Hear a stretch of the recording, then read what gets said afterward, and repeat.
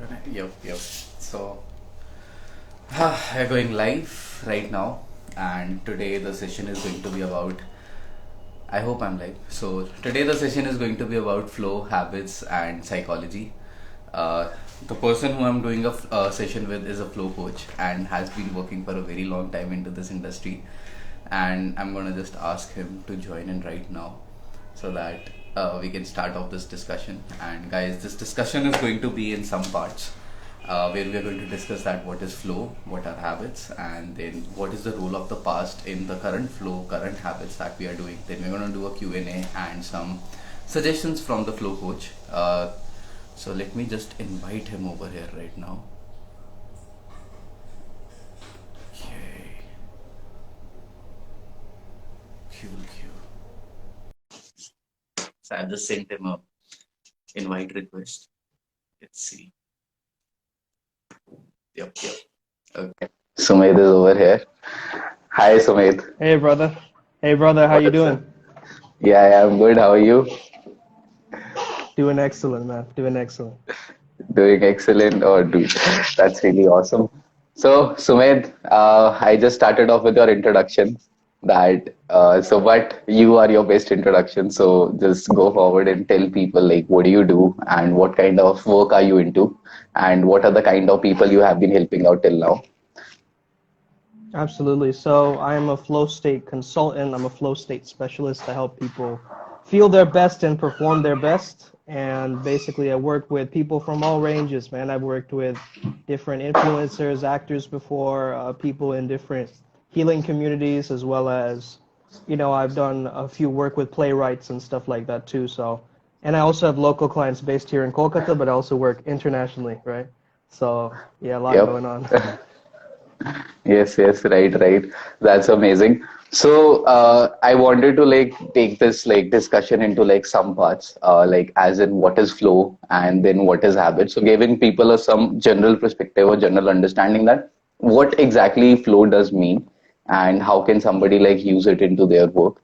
And then let's move forward with some deep dive questions like what are the like the roles of the past in the current flow, in the current habits that they are doing over there, and then let's have a Q&A Mhm. session taking up the questions from the people over here, and then probably you can share some suggestions to the people like uh, some pointers where they can just imply the flow into their daily routines, what simple things that they can For do. sure.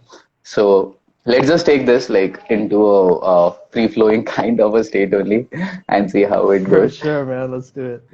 Yeah, so just a first question, like for all the people over here, what does actually flow means? If somebody has to like understand who doesn't know what flow is, so how would you like simply Right. explain that in a very simple thing? Flow, I would say, starts out being a state of mind. It's a state of optimal consciousness. Okay, so it's a state where productivity, focus, and creativity come together. It's a deep present joy. It's not in the past or the future, it's in the present moment, right? So, Yeah, the best way to describe flow is like it would be synonymous with presence. It is an easy way to understand it.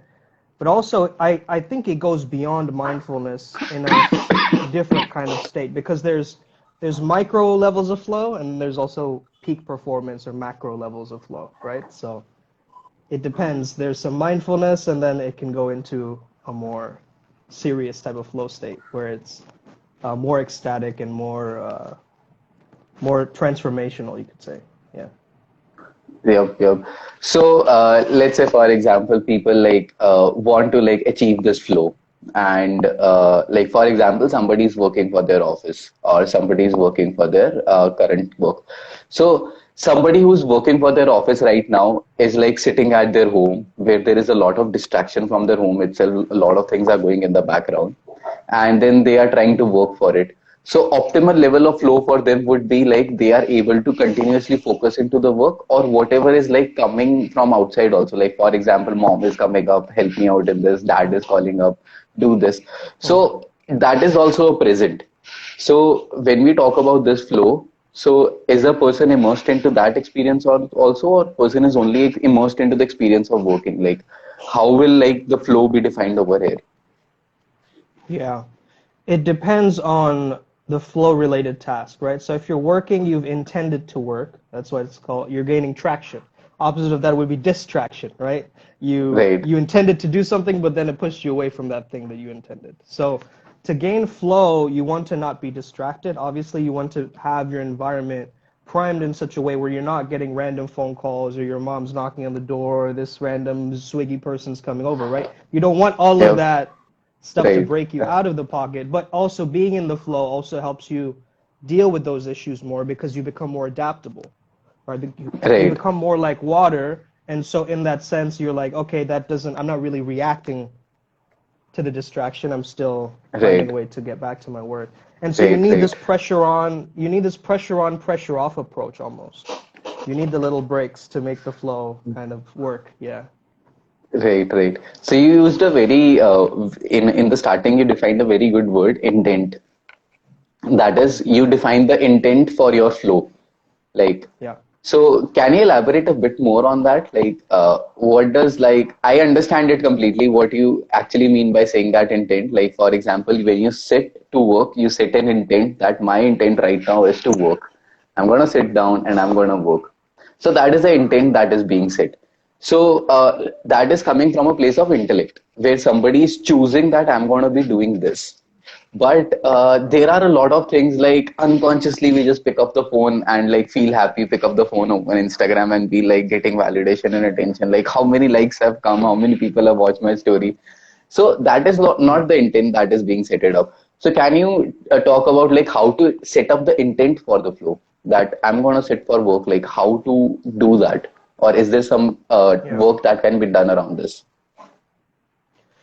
Yeah, for sure. You want to basically create the circumstance and the scenario for a work-based flow. Like it's depending on different things that you do. Like if you're a painter, you have a different process, right? If you're working from at home and you're entrepreneur at business, it's a different process. Because when you're at home, it's like there's no kind of constraints. You have to decide on them yourself. And so that by itself can be overwhelming, right? On what to do next, how to set it up. And so I think the best way to go about it is start to track your days and the process of the days where you're most productive and work around those times and make that a part of your flow state schedule. So actually have a flow block on your calendar where you schedule in that time what you're going to do. From like Right, 3 to 4, I'm going to be doing this, right? And right, so right. you could also have different cues, right? You can be like, okay, I'll play classical music, lock my door, right? Okay, Dance a little bit, and then start to work. And now you right. have a flow state ritual that you just, created for yourself. And now you can, every time you do that, it sets out that similar flow state that you wish Okay, to okay. attain. Yeah. Got it, got it. So basically, what somebody has to do to set up that intent is set up the cues over there. Like, for example, I'm going to start to work. So, what I'm going to do is put on some music or probably put up some fragrance over there. What I usually do is I just clean up my room, clean up my table, put my laptop over there, Mm. open the laptop, and the first thing I do is make my task list even before starting the work. So, it sets up the whole intent of the day that these are the things I'm going to do.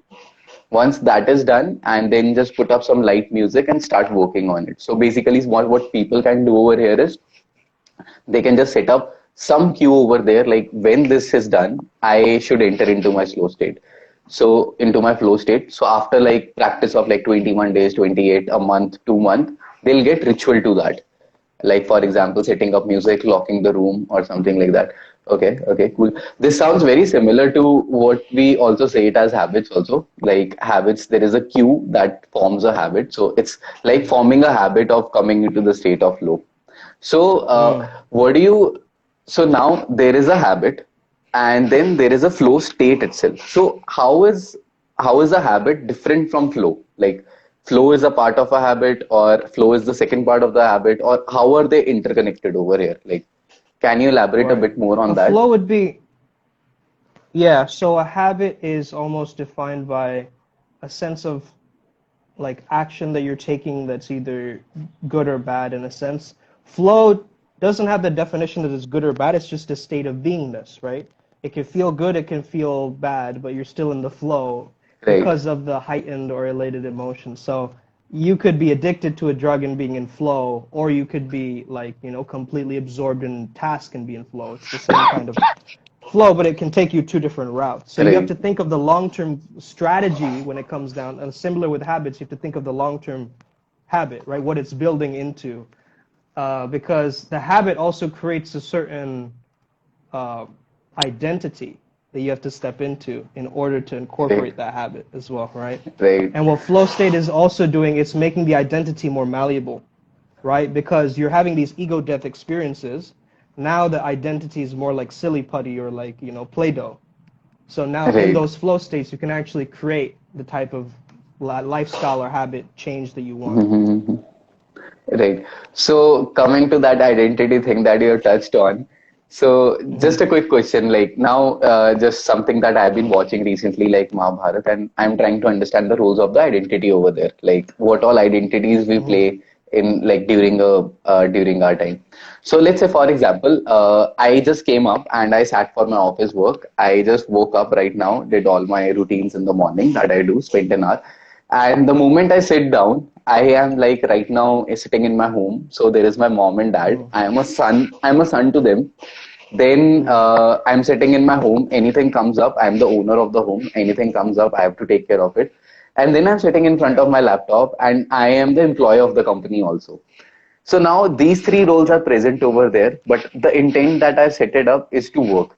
Now both of these roles are coming forward, like something is coming there, and I think that Hmm. as per my what do we say? As per my job, I have to be a son also, and I have to be a owner also. Yeah. So when we talk about these roles, like there is going to be some boundaries on these roles. So how do you go about setting those boundaries? Like when you're working, you keep aside these things. Like how do you work Hmm. on that? Like keeping aside the different rules. Hmm. This is a very important question, man. So I just actually posted this morning, your roles pave your way, right? So in a sense, you want to get to a place where the role doesn't even matter, and then from there you can choose the role, preferred role. So you almost use this neutrality point, the 0 point consciousness, to then pick a new role, right? So when you get into stillness, when you get into, so it's basically like you're using ultimate mindfulness. Where am I? Like, what am I seeing, hearing, touching, feeling? Right, And then that's going to drop all the roles, and then from that point you can pick a new role. And also another way to do it, which I think is an incredible productivity hack for entrepreneurs, who have to work by themselves, like one man show in a sense, or one woman right, show, right? So in that sense, you're going to have to play a lot of different roles, right? Like social media is a role, or emailing is a role, yep, right? You doing your accounts is a role. So what I do is before I do the role, I imagine I'm putting on a hat of that role. Like I almost visualize that like I'm about to write a social media post. I put on my social media hat. And then I have this kind of it's not a distance, but it's like it's a true embodiment of that. And so my identity doesn't feel drained, like I'm doing everything. You see what I'm right, saying? So that attitude really helps. Like I'm actually stepping into the new role now. It's again with the intention, right?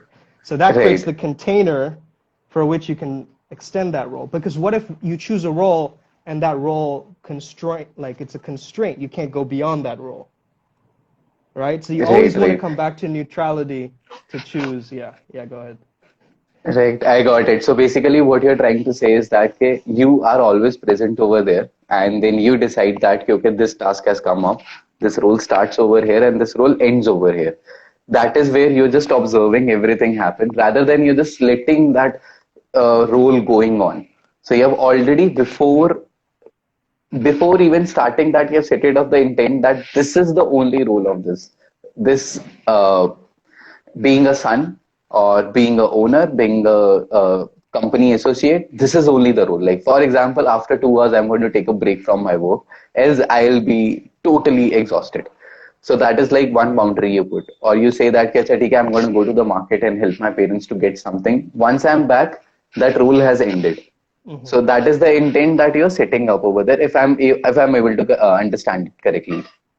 Exactly. Yeah, and it's the same idea with cues that we were talking about earlier. So let's say you're coming from the office, it's very work focused, yang energy. You come into a more yin rest mode at home, right?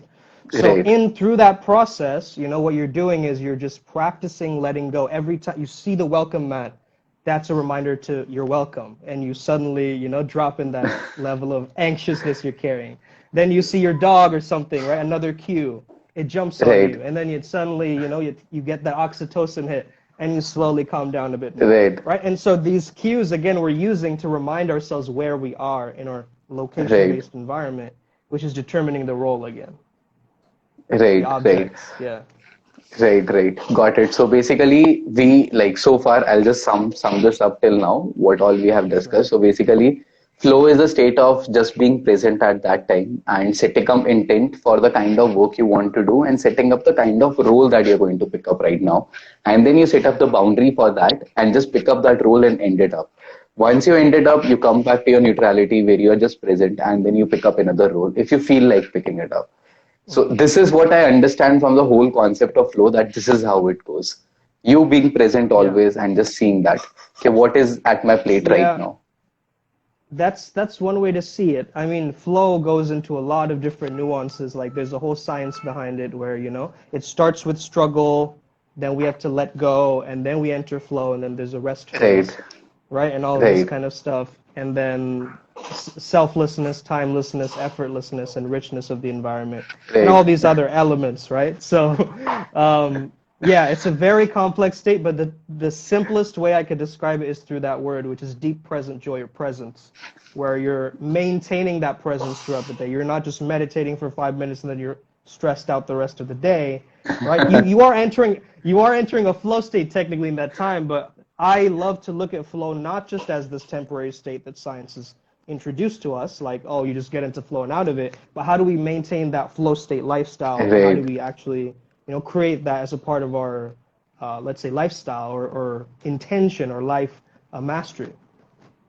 right. So talking about the first thing that you said was going to be my next question, by the way. So Okay. it was going to be of letting go. So basically, even before I started coming into the states of like adopting new habits or basically making room for new things, I already had my mind full because of the things that I never let go of in my life.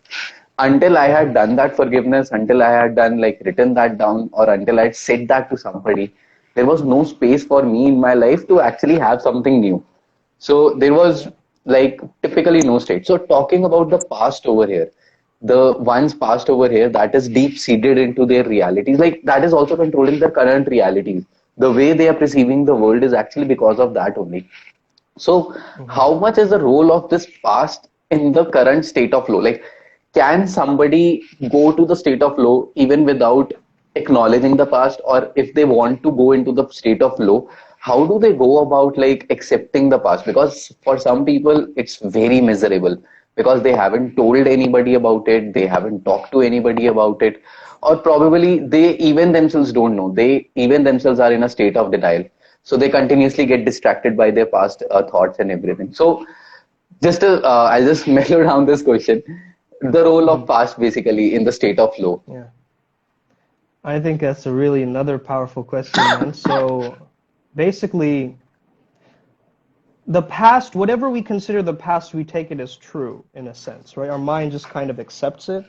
And so I think that when we're trying to create the reality that we want, we really have to take the past into consideration, because it can actually break us out of the flow in a sense, like these little different past memories and things, these different, like these invisible threads, right, that we can't really see, Right, that has affected us through our childhood or maybe growing up or whatever, right? These emotionally elated memories is what we're looking for. Those are the times that the timeline changes for people, when they have these huge, like, spike of a lot of emotions at once. It could be good, or it right, could be bad, right? So yep, in those times, right? So the flow is actually the bridge between the conscious mind and the subconscious mind. So if we can look at it like that, it's almost we're entering this gateway towards all timelines, right? In a sense. So right, because our subconscious mind is like the link that we can enter our past memories and things like that, right? That's where it's stored. And so right, that's how I would say it's related, is when you're going into flow, you can access these past memories a lot better. You'll be able to integrate them faster. you know. And so, yes, the release part of it is very important. And again, it's like a permission slip we give ourselves to fully let go, right? We're like, I'm Right, allowing myself to experience this memory so I can fully, identify as this new person, right? So, right, yeah, it's so powerful to do that. I think a lot of people have those little past blocks that people, once they get right, rid of that, it's like surgery, right? This is what I do basically. I go through those past blocks and I'm like, no, this doesn't belong. Why does this? I mean, is this emotion even relevant anymore? And right, really working through that. So yeah, it's very important to open that flow state valve. right. So basically, being present over there is a part of being actually able to see what all emotions are coming in, what all thoughts are coming in. Rather, not Mm. allowing that to even come over there, like saying that "Okay, I don't want to think of dark chocolate." It's a way of actually telling yourself, think about dark chocolate. So even if it's coming, don't stop it from coming. Let it come. So usually, what I do in these cases is that I write it down, as my mind will be Mm. full of it. Once I've written it down, there is somewhere over there. I know it's out of my mind, but it's somewhere where it is stored. So, what all things can somebody do? Like, let's say, for example, somebody is like having a deadline and they're working right now. And right now, like, their mind is going on nuts about their girlfriend or boyfriend right now, that they had a fight or something, and it's going nuts on that. So, let's say, for example, just giving a very cliched example over there, just to understand that. So now this is happening over there. One of the things that I have practiced in my work is that I write it down, that my mind gets free and now I can focus on the task. What all things can somebody do to actually, when the person is in flow state? Because these things are coming right now and it's a very good opportunity to actually view them also. So how can person Mm. like in that flow state take care of that also and be in the meantime focusing on the work also? Mm. I think there's that brilliance in that spontaneity that you really have to hop on that spontaneity, because once you're in flow, the self disappears. So the idea to actually be conscious or identify like I am this person doing this task is completely gone, right? So you're Yep, like in a yep, different state of uh, time distortion, you could say. So in that state of flow, you want to basically catch yourself in that moment, right? When you are in the flow, and try and do things that transmute those emotions. So, like, let's say you're angry, you suddenly take out a video, and of course, again, if you're on a video, you're constantly, again, the self slightly turns on again, right? It's like, oh, am I doing this okay or whatever? But then in any case, right? You do that, and then you start recording yourself exaggerating those emotions, like exaggerating your anger on camera. You'll be able to notice the ridiculousness of it, and you'll start laughing. So the anger gets transformed into laughter. right, And right, so right, from right. there, you can kind of pull back on the emotion, and you can sort of be the Zen master again from that state. But the more This you is very attach to powerful. it, yeah, man, the more you attach to it, it's like, you have a ripple on a pond, right? If you try to catch the Yep. ripples, you'll create more ripples, right? Fuck. So you have to try to just like wait for the ripple to do its thing, and then Right. it'll be still. Yeah, you just Right. observe This it. is, I usually do this. So basically, according to my personality, so one of my shadows is basically IF function. That whenever I just isolate myself from everything and Mm. just go and sit in the room and be in my own like feelings, like introverted feeling, is that one of my shadow functions. So at that time, what I do is I just open up my camera. Whenever I feel like doing that, I open up my camera and start recording. So basically, convert that IF into an EF function, let that feelings Mm. go into extroverted state. So I don't go into my shadows and I can actually acknowledge them. Okay, acha, you are also there and I can talk to them. So this is the same thing basically you're doing over there is whenever you're feeling like in Mm. that moment these are coming, just open up your camera and let it go. Without any filters, just see that this is happening, Yeah. be it anger, be it laughter, be it anything. Just try to convey it and it will automatically, once it is acknowledged, it will automatically convert into a good emotion. And Yeah. this is a very powerful thing that I understand from here. So, a quick question over here. So, let's say somebody is getting a very strong emotion at that time. So, usually, what I ask myself over here is I ask this very simple thing. Okay, I am a person who is working for the office right now. I am the person who is thinking about the past memory. My body is here right now, then who am I? So Yeah. I just think of this a very simple question, and when somebody asks this, that who are you at this moment, you get to the reality back again. That okay, Yes. like am I living in the past? Then who has the responsibility of me in the present? Like who is taking care of me in the present? Like, what the fuck is Hmm. this? Then Right. people like just snap back to the reality that, oh, dude, this is just a past. This is just a like a past that is going. So, like this, a lot of traumas are there, which creates a attachments for a lot of people. So basically, Yeah. recently I was doing this series of videos on desire, attachments, and action and inaction. So you also mentioned that how to have that inaction. So let's come to that also later, like how to reach that point of inaction. But let's talk about the attachments first. So all these traumas that we have in our life creates a lot of attachments in our life, because of which we are working towards a lot of desires that we unconsciously don't know that we are working towards them. So, do you think this attachment is also a very good place somebody can use? Like, for example, we were talking in Kolkata about anger, that a lot of people use anger as a sense of motivation to achieve things, and they can also do it. It's a very strong emotion and can be used over there. So, do you think attachments are a very good source of motivation for people to actually achieve things in their life to do? And how would you like differentiate between them? कि अच्छा ठीक है, there are attachments, and somebody is able to identify that also. So, is that a good motivation for them to continue? Yeah, I think initially it is a good motivation. If people stay in that attachment, then it starts to become, crippling or whatever, right? So I think in the beginning, like there are ideas. I mean, even Stephen Kotler in the Flow Genome Project talks about spite being a flow state trigger, right? Not like in malignant way or some trying to way to harm, but it's just like, oh, I'm gonna prove people wrong. Like, whoever doubted my dreams, like I'm gonna tell them and show like that at Right, least gets the ball rolling. And so with that energy, you can start to move and take action from that stage, right? The issue is when we stay in these lower, like if we're talking levels of consciousness, if we stay in pride, if we stay in anger, if we stay in fear, right, we're going right, to be very reactionary. We're going to stay in that yep, reaction state where anything can trigger us, and we're more easier to yep, manipulate and control, right? So in that state, we want to actually be in that willingness and the acceptance and the courage that actually moves us forward with energy. It's more energy expansive. So right. I forgot the question actually, man. Can you remind me again? So Started talking basically, the about this. question is that is attachment a good motivation for someone? Like, All can right. that be a good motivation? Mm-hmm. Yeah. So that's the question. Yeah, it So can as I'm an just trying initial. to, Yeah. It can in the.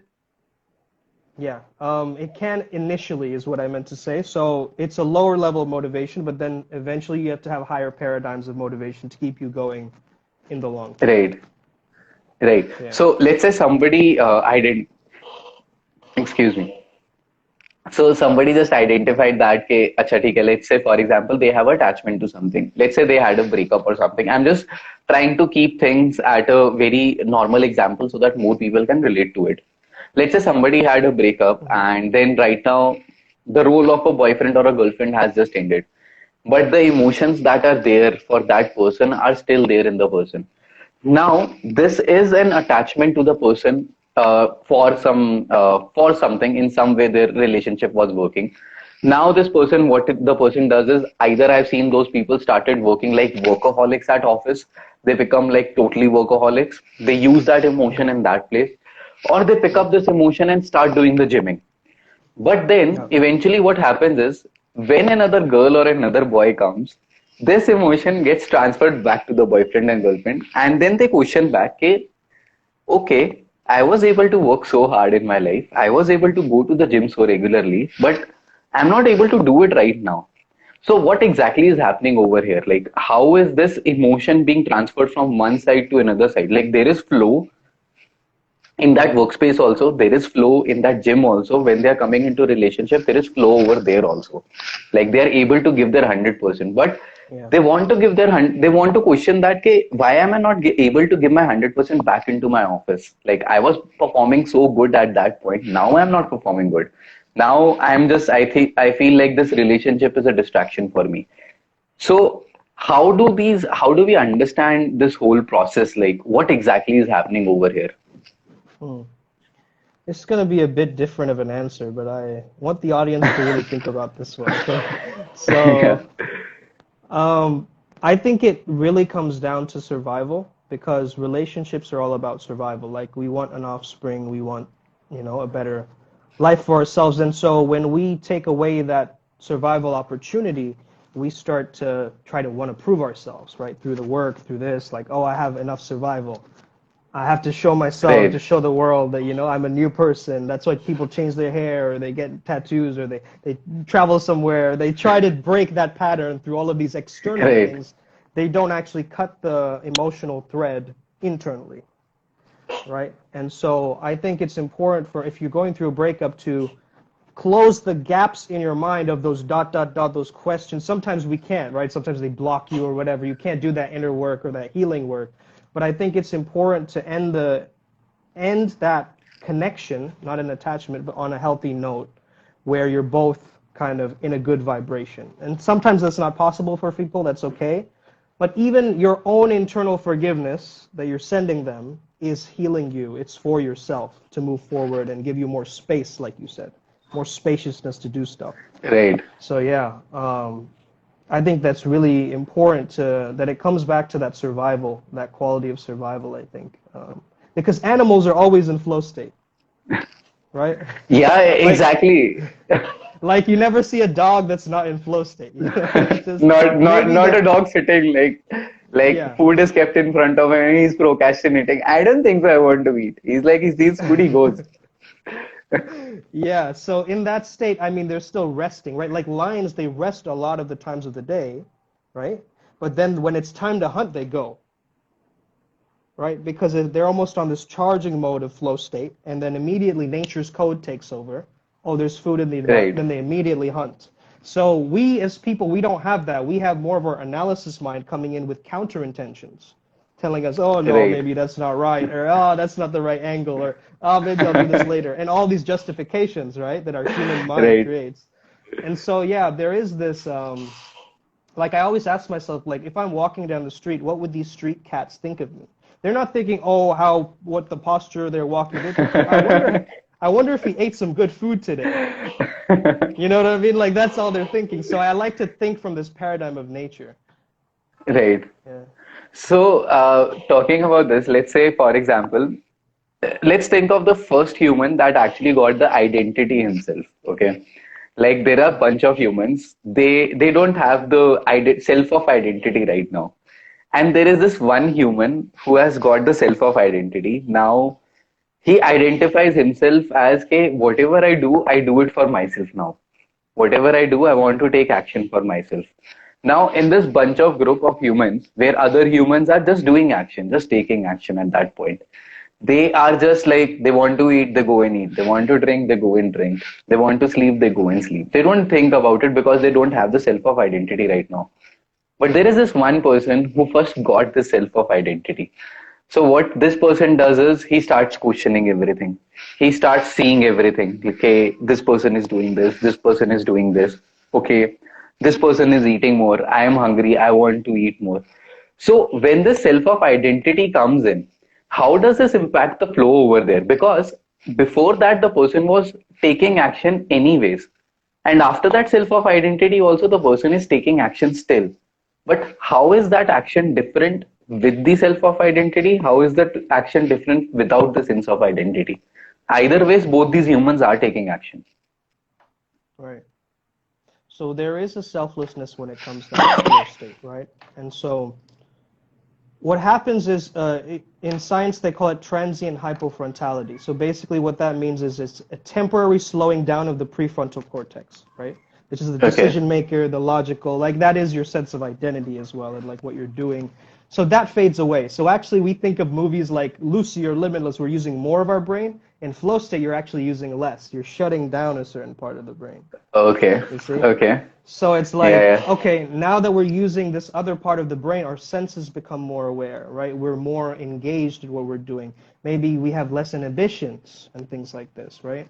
So I think that the self-identity can be kind of crippling when it comes in and it sort of like starts to question, right? Is this right? Is this wrong? Like a moral dilemma or a decision-making fatigue or judgment fatigue or, persona fatigue. All of these come into the self-identity, right? And so when you can actually expand or transcend the mind in a sense where you have this understanding of like, okay, I'm a multidimensional being, I have all of these different Right. parts of me, and they're part of my shadow, my golden shadow, my nice guy image, my people pleaser side. All of that is there, right? But it's just parts of me. And so when I can speak to those different parts of me and individuate, as Carl Jung says, I love this Carl Jung quote, so I'm going to drop this right here. He said, "Your attention is your future self." It's Yep. so powerful, man. He just said like Yep. that sentence by Your itself could just transform someone's life. your intention is your future self. He said, "Attention, attention, Your attention, attention. Okay. The current attention is your future self. future self." Okay, so basically what you are giving attention to will be coming up in the future. Oh dude, this is something powerful. But Yeah. what I'm able to understand from your words, what you were saying earlier is that flow is basically more related to the sensing of the body rather the thinking of the mind. Rather the body being immersed into an action rather a mind. So isn't mind actually against the state of flow in that case?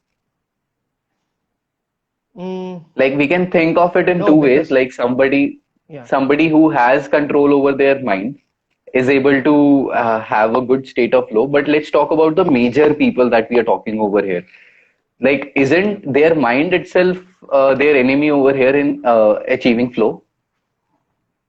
hmm Um, I would say the mind definitely does cripple, yeah, flow state for sure. But it is a state of mind, so it's a paradox, right?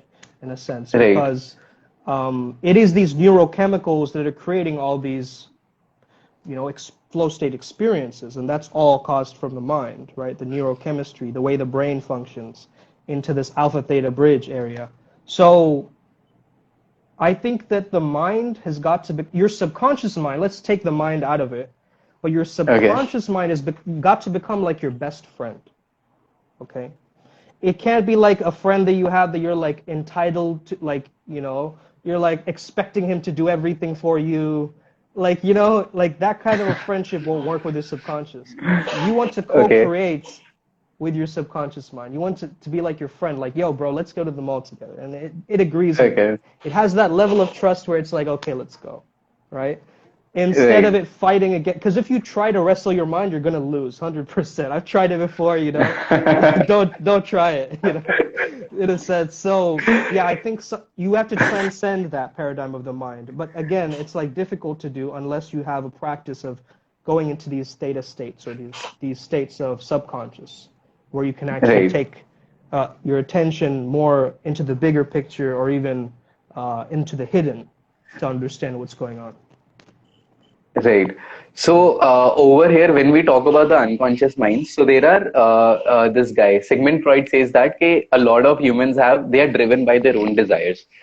So Right. in that way, when our desires are actually just taking us to the things that we probably want to do or don't want to do, in that Mhm. case, how do you develop this trust with your unconscious mind? How do you just work on this thing? I think it starts paying attention to you more when you stop ignoring it, right? So doing like the shadow work and doing the mirror work, like looking at yourself, working on your self-image, inner work. I think that's when the subconscious mind starts to be like, oh, he's finally paying attention to me. Like he's been ignoring me all of these years. And so I think that's when the relationship really starts to change, is when you start to meditate, you start to become more introspective, you have a lot more self-inquiry. You're now building that relationship with your subconscious. Right, Um, so yeah, I just think people need to pay more attention to the internal world because that's where it's a mirror, right? So it reflects each right. other, as within, so without. So yeah, for sure, man. Right, right. So basically, the one of the things that somebody can start working on them is try to communicate with the unconscious mind, or probably just be present with it more. Just try to observe what the unconscious mind is saying or what is happening in the unconscious mind. That is like one way in which the mind just feels like acknowledged that, yeah, dude, I'm also here. I'm a part of you. Why are you not talking to me too? Okay, Hmm. cool. So, over here now, when we talk about the actions, so there is a lot of myth about inaction. So what people understand by inaction is that, for example, inaction is not taking any action, which I also understood very for a very long time. Like whenever they say that, कि अच्छा ठीक है, Mm. uh, action, मतलब there is good action, there is bad action. So when you think about bad action, you don't take any action. So similarly to this, there is when sometimes you don't want to take any action and you're forced to do that. Like let's say for example you're working in office, then a lot of people are like tired, like I don't want to work. It is so boring. I don't want to go to the office, and they feel so tired by just the thought of it. But however they go Hmm. to the office, they feel they are doing that job. So what is this action, inaction, and then what is the effort, and how to make it more effortless? Like, how can they make their office work more effortless in just understanding of action and inaction? Because we know that action is universal. Anyways, deciding to go to the office and not deciding go to the office is either way a choice of taking an action, or what action to actually take. Action is going to be there. So how to make that more effortless, because action has to be done, whatever they choose. Yeah. I think the effortless bit comes from the fact that you've gained mastery over a certain area or a subject, so it becomes more second nature to you. You get to the unconscious competence, right? So it's like Okay. you don't have to try anymore. It's like automatic, like Ultra Instinct, Dragon Ball Z, right? It's just happening. Like you're just using Spidey senses at this point, right? You're not trying to I like that effortfully push reference. anymore, right? Yep. Right? You're not using force, you're using power, as Hawkins would say, right? So, in that sense, the there's a concept called wu wei, right? Effortless effort, Okay. the action of non-action. Okay. And this is actually a very powerful paradigm because to take inaction actually does not mean like passivity. It means it's a state where you're holding and generating space and you're expanding your energy at that time, right? And so Right. it's almost like when you pause, like let's say that you're animated, right? A lot of frames per second.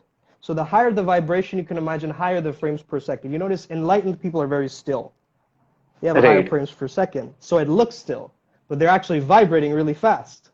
You see what I'm saying? So Oh. Yep. so the thing is the the frequency changes or the consciousness level changes. We go to the inaction, but we're actually a lot is happening in that process, right? Where Okay.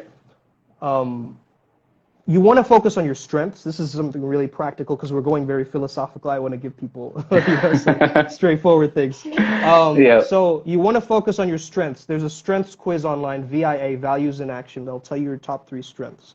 You can use those in your Okay. work. It will make your work more effortless, more easier. Okay. Okay. VI It's almost values. imagine yeah, VIA. So Values in Action. Okay. Okay. So then also you want to imagine you're like, let's say you're an animal. The example I got from my business coach Joe is like, imagine an alligator fighting a crocodile, like an alligator fighting like a lion, let's say, right? Who's going to win is determined on whether they're fighting in the water or in the land, Right. right? So you as a crocodile, you have to just be in the water, be where you are. Like that is your zone, right? Right. If you try to force yourself into a league or like in a personality archetype job where you don't resonate or your values don't match up with the brand, there's going to be a lot of incongruencies and it's going to take you out of the flow. Right. So a big aspect of this is that enjoyment and that enthusiasm because when we engage with watching a movie, we enjoy it more. Right. When someone's distracting us in the theater, we enjoy the movie less. It's not about the movie Right. though. It's about, what's around, but still we enjoy the experience less. And Yep. so Yep. when you can engage with your work more, you'll find that you start enjoying it more and it becomes effortless. Right. Right. So basically, the meaning of inaction is that you enjoying doing that action so that it feels effortless. Yeah, you could think of that. I mean, there's a lot of like controversy around this topic of inaction and action and all this kind of stuff. But I like to think of it like it's not a passivity. You're still in that mode. It's like on stage body in theater, right? You're looking with intention. You have your entire body in it. You're not just like, snoring.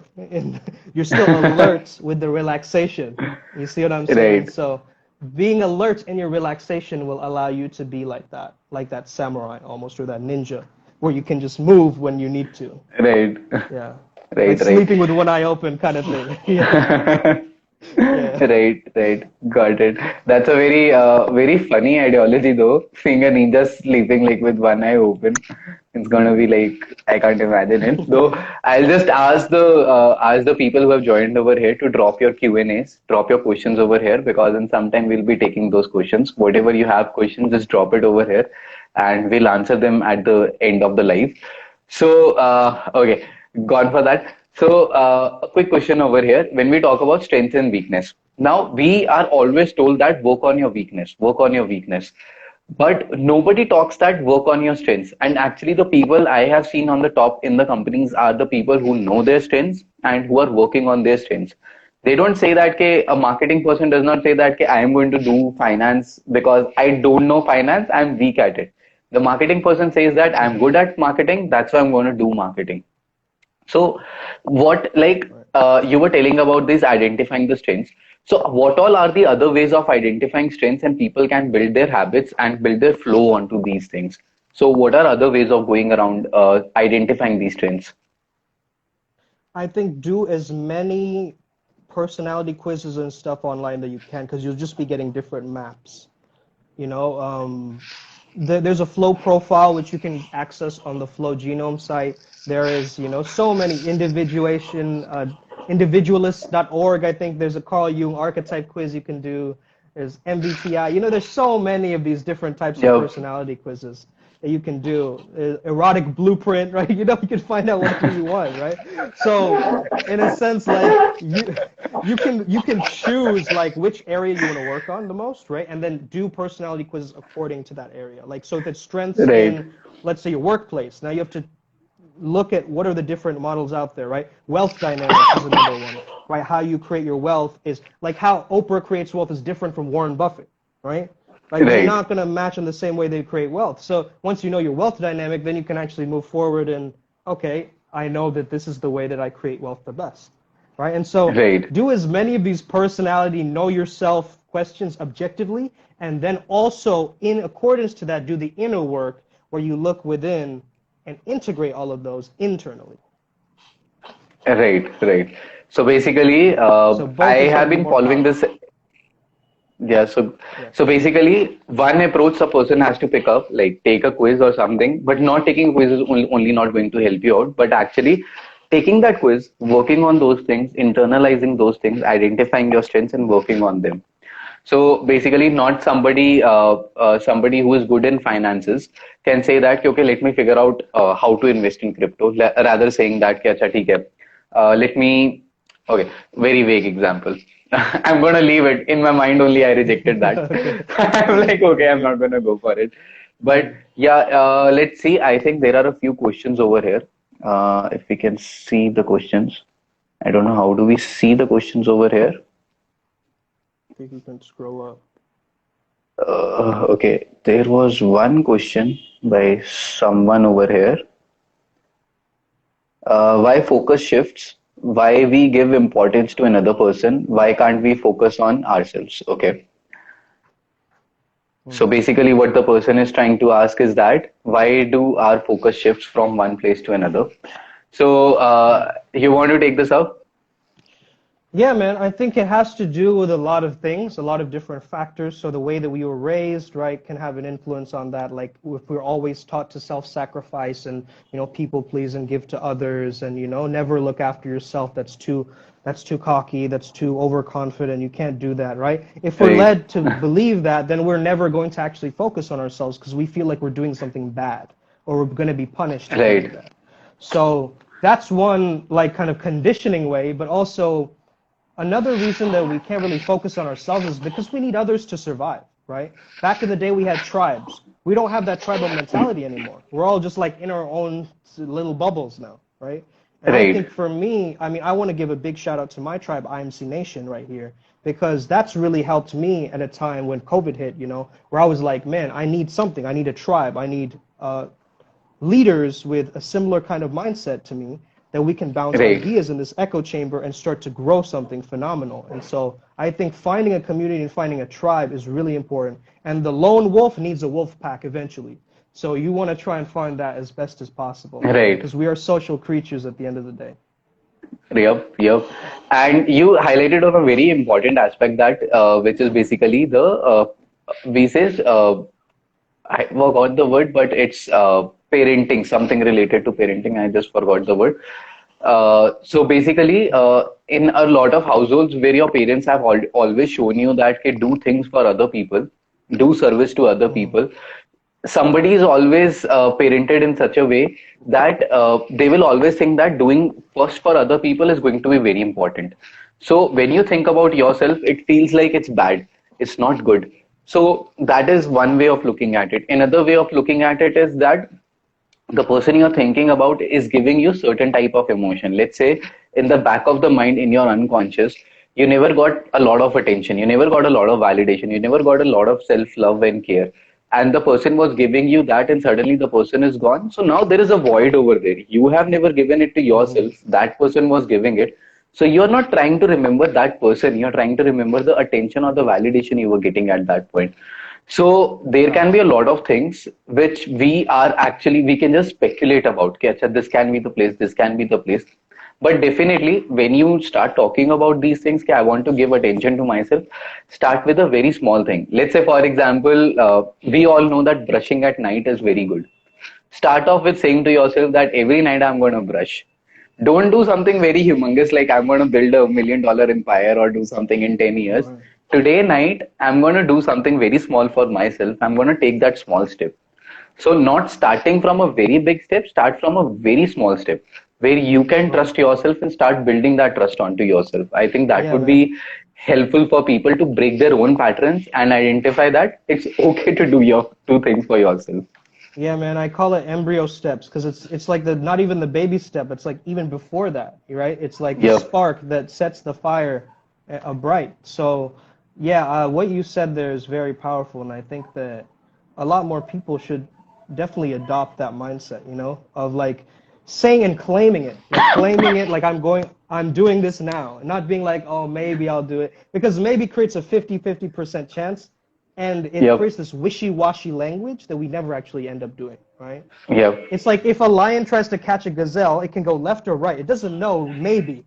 Like it can escape. Yep. So just like that, our Exactly. habits escape us. We're like, oh, I'm going to do this next week, and then it never fucking happens. So the thing is, we have to claim it in the now. Use power linguistics, meaning speak to yourself like I'm putting on my shoes right now, and that putting on your shoe will eventually put on the other shoe, like the first sock to the shoe, and then you're finally Right. at the gym, and it's now autopilot, right? Because it's now a trained Right. habit. Yeah. And the habit was never like about going and hitting the gym for like 1 hour. The habit was just that put the shoes and go in front of the gym. The habit was just about it. So your action never had a fruit attached to it because just going in front of the gym won't give you anything. But you were doing it for the sake of building habits. So next time after a month, probably you did this for a month only. Like, I'm just gonna go and stand in front of the gym and don't do anything. And after a month, you say that, "Kya, theek hai, I'm going to the gym daily now, standing in front of it now. I'm gonna go inside and start working out because you're already accustomed to going to the gym and doing that. So actually breaking down these habits to a very smaller things where no fruit is attached to it. That is where actually the habit is formed. The habit is not formed by doing something for an hour. The habit is not formed by doing it for 2 hours, 3 hours, 4 hours. It's just if somebody is a writer, just picking up the pen has formed the habit for that person to be a writer. It's not writing a book Totally. that made the person a writer. So let's see if there are any other questions. I don't see any other questions though. No, guys, if you have any other questions, drop your questions over here. So we'll be taking the Q&A now. And until then, okay, I had written this down. Okay. So Okay. until we get a few Q&As, some questions, So, what are three tips you would like to give to the audience over here? That like major of my audience is working professionals who are working for their office and something.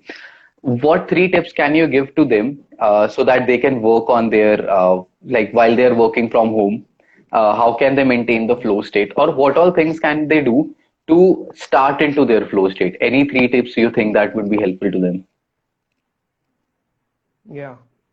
So one thing is definitely get this book called The Art of the Impossible. Okay, it has a specific process for you to figure out your purpose. Okay, so I'll give it Okay. to you very briefly. You start by creating a curiosity list of 25 items, and then you get to top three passions, and then you get to your purpose. So it's a very powerful process in that book that, first of all, I just want to recommend, because if you're confused about, what is my purpose? It's a very big question, but we have to start with our Right. childlike curiosity first in order to get that Right. ball rolling with your flow. So I think the purpose is like a gravitational pull. It's like your golden north. So without that, your flow is going to be kind of a little bit distracted or wishy-washy. But once you know what that why is, it'll just make your flow state better, and you can Right. design your flow state lifestyle a lot easier once you know your why, right? So that's the first thing. How many? Three, you said, right? Three. Yeah. Three. Okay. Okay, that was number one, right? So the curiosity list. Okay. Um, number two is number two would be to create some kind of a movement practice that you have, which doesn't generally have to be just you working out in the gym, but it can be something that you make innovative or even improvisational. So this could be like freestyle dance, um, a type of yoga that you might not have ever considered before, right?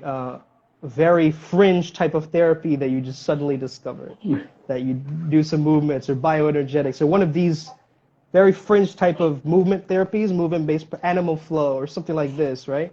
Do some Okay. unnatural movements because your body is so used to one specific way that your flow state is only around that. When you start changing to different positions and movements with your body, it's going to introduce new novelty, which is going to be a flow state Yep. trigger, again, getting you in the zone. So the Right. novelty aspect of just like new movement, exploring new movements is so important. So that's the second one.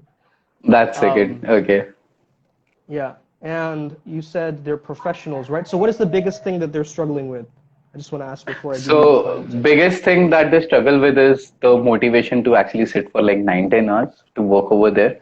Second biggest thing is to actually after office think of doing anything else. So Mm, I think that can be helpful to how to start doing something else in their life apart from the office work. mm-hmm. Like if you can just give some tip on that, okay, how to get started into that. So they want to work for longer periods of time, or they're trying to So let's say gain for that example, motivation back? Yeah. yeah, so let's say somebody is working for their office and they want to build up a new habit of, let's say, reading. They want to build up the habit of meditating, or probably they want to start something of their own as a side hustle, or probably want to go to the gym, or Mm, probably something. But their office actually gets them so exhausted that they are not able to pick that up because of it, or probably they had a bad day in their office and they feel inconsistent in doing that, or probably lose their consistency because they think that the world is so perfect, so every day I have to do it. If I don't do it for one day, I'm going to lose it. So uh, not towards the motivation part, but yeah, how to build that flow of doing that thing. Okay, somebody new that they want to pick up in their life. mm. I would say definitely slow down. Because in a lot of these professions, you're in a very anxious, it's like a panicked environment. So there's a lot going on, right? And even if you're working from home, there might be a lot going on, right? And so I think that to find time where you were slowly leading into that task. So like I said, the embryo step, right? So like imagine this is from Kabat-Zinn. He has a meditation program, right? He said to eat a cashew or an almond in slow motion, Okay. right? And just make that a practice for a while. Or like if you're just like running, like you try just walking, or you go to the one a little bit easier and you just get good at that Right. instead of going right to the meditation. Maybe you do a breath work that you really like. You see what I'm saying? Or Right. start with something easier, smaller that you can just crush right away. and get really Right. good at that. And you'll be able to stack that momentum and be able to use that transitional jump a lot easier into the bigger task in a sense. Right. So I really like this cashew wala thing. Okay, eat that cashew very slowly. So I think Yeah. that like before starting the after making the task list, pick up that cashew and eat it like really slowly and just observe Facts. yourself eating that and all that thoughts and everything that is coming in. I think Facts. that's gonna break a like hell lot of patterns over there. Like rather jumping your fingers onto directly onto the keyboard, you're just slowly observing everything and then You're getting like started. So slow yeah. motion, yeah. Yeah, yeah. Just like that.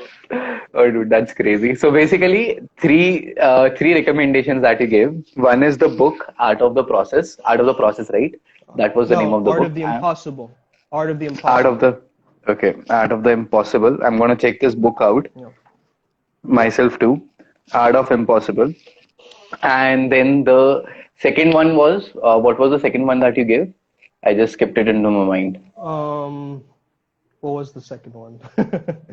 uh, I don't even remember myself. I was giving a. I Let me I don't see. remember. I don't remember it too. Like I think I have We the were third lost one in the into my flow. mind. Yep. We were lost in the flow, man. We were lost in the flow matrix. Yeah. Yep. Um, yeah, I think and you if guys have the replay, so yep. Yep, it's you can fun. listen to it. And the third one is do something to break the pattern over there. Be it Oh, as silly. I Yeah, I remember got it. now. I got The it. move. I got it too. The movement wala thing. Yep. Yep. Yeah. Yep. We had that We both caught it synchronicity at the at same that time. point. Yeah. Yeah. Facts. So it's basically the second is movement. Since our bodies are very like what do we say? Very used to moving in the same way, like left foot with Yeah, right hand, right stagnant. foot with left hand, and it's just like that. Rather break that flow and go into very like something different. So that will break your Different. own Yeah, thoughts. like do some hanging on, your pull-up bar, just start hanging, or like have a standing desk, or just practice new types of movements, like very eccentric new types of movements with your body. That's a really good one. Right. So that breaks the flow itself of the body itself, and body and mind are like interconnected. If there is some change in the body, there is going to be change in mind. There is going to be some change in mind, there is going to be change in body. So this itself is going to impact your state of the mind, which is going to bring you into new flow, opening new paths for you. And the third one is break the pattern with something that slows you down. Like, be it breathing very slowly, be it eating very slowly, be it moving very slowly. Like in Vipassana itself, they say that "Ki, acha, you have to move very slowly. Do something that Hmm. slows you down so that you can just be with your own thoughts. Because I think that is the most difficult thing for people today, after COVID, especially with this mobile and everything. Okay, cool, cool. So I think I'm just checking for some Q&As if we have anything. Else we don't have it. Let's just end the live then, or let's just wait for like 2 minutes. So, guys, if you have any questions, Sumedh is here, so he can answer those questions for the flow. And then, if you have any questions for the habits, I can help you out in those. So, we are here for just like 2 more minutes. If you have any questions, then drop it over here, else, we're going to end the live. Drop Though, them now. yep, you have your time. Else, else you'll have to come into the DMs or something. But yeah, how is like weather over there in the meantime, like in Kolkata? Is it like cold now It's or is nice, it? man. It's sunny. It's nice and sunny. The sun is setting right now, so yeah, man, I'm enjoying it. I'm really enjoying it. I Yeah, love yeah. the warm weather. Yeah. Yeah, it's when I came back to Delhi, it was like fucking cold. And I was like, what the dude guy? Like, how is like I'm wearing What the this dude jacket got. over. Fuck yeah, that's how you know it's cold. Like I'm wearing this jacket over here. Luckily, I had this jacket, else I would have been like very cold or with my kambal and everything like sitting over here. Mhm. But yeah, there is some person saying that joined really late, but love the conversation, guys. Love you too, man. Who is Shivajit. this? Is Shivajit. Okay, thank you, Shivajit. So. Yep. But I think in Kolkata there is like the sun sets really fast. Like even though right now over here there is a lot Yeah. of sunlight. Like there is still like 1 or 2 hours for sunset to go. But in Kolkata, it was like by 5, you were like, okay, I think it's 7 or 8 already. Like, I always had that confusion. And when I used to see my time, I was like, fuck, this is only 5. Oh, did I say the wrong word right now? Yeah, yeah. Right now it's like 4:30 and the sun is setting. Like, what the heck is going on? Yep, But yep, yeah, yep. man. Yep, that's crazy. I think we don't have any more questions, and these mosquitoes in my room are biting me like hell. I'm just moving from one side to another, like to somehow like Slap him scratch my around. legs. Yeah, slap him Yeah, around, bro. yeah, yeah. These mosquitoes are sent by the devil. Like to just go and disturb the I guys believe on it. like who are meditating or on live. Like go and disturb them. Don't let them in peace. I believe it. Yeah, for Yep. sure. They're sent by the devil to like do its action to distract and like tempt. Yeah, Yep. interesting. But yeah. So before like ending this live, Sumit, so any like anything for the audience over here or any last few words. So let's just end the live in that case. Oh, for sure, Anything you man. want to So share or take this platform to share? yeah, for sure. So I have a program. It's for 12 weeks. It's called Unstuck Yourself in 12 Weeks, or Flomo Sapien is the bigger name. So Slow-mo sapien. basically, it's Flomo Sapien. It's about stepping into your best self, and we go through the different chakras as if they're archetypes. So we explore the different things that are blocking those different areas or those memories based on those different areas, the blocks. And then we clear up your flow state channel, cash flow, love flow, focus flow, creative flow, and then basically they can live a more lighter flow state life in a sense where they're not carrying the burdens of the past or like carrying this heavy emotional baggage with them, but they're more free to express themselves. So that's the whole program. Right. It's called Flomo Sapien. If you're interested, shoot me a message. Yeah, flowzoneacademy.com. Shout out to IMC Nation. You already know we're doing it big. But yeah, that's Right. it, man. Right, right. Cool, man. Cool. I love this discussion for today, and I really love that discussion that we had in Kolkata also. But yeah, let's do. I think I am reading these books currently, Type Talk and Autobiography of Yogi, and I've ordered this Levels of Energy already. So it's gonna Mm, come, and I think I'm probably gonna have a lot more topic to discuss with you after I read that book, so we can discuss the levels of mm, energy and everything, and then a lot about archetypes, about trauma bonding, and about the inner child healing and everything. We can talk about those things, but yeah, today's live was also lovely, talking about the basic stuff like what is flow, what are habits, and what is the psychology behind it. mm. So I think, guys, if you want to take the course from Sumedh, so go on to his channel, go on to his Instagram I account, have shoot him a I have DM. two I have two more I have two more just short like shout outs if I can hop in right Yeah, yeah, here. yeah. Okay, so two Yep. more. I have an event coming out. It's on December 17th. Okay, it's called Writing Reality. That's for 3 days Okay. where we make you quantum jump into the version of you that you truly prefer. And also my book TPM is on Amazon. It's on Indian Amazon but also worldwide. So definitely check that out. It's about merging theater and psychology. Instead of fake it till you make it, how to act it till you fact it. So yeah, Okay. those are the two other ones. Oh, you're okay. You have written already one book, Yeah. and you were saying that you have another book also coming in progress. Yeah, I'm working on it currently. Yeah. Okay, okay, cool, cool, cool, man. Chalo, best of luck for you for that book, and thank you for joining into the session today. May the flow be with you. May the flow be with you, bro. Absolutely. Yeah, man. All right, peace. Chalo, bye bye. Salute. Bye. Bye, Peace. guys. Bye. Bye, everyone, for joining in. Peace out. Peace out. Bye bye.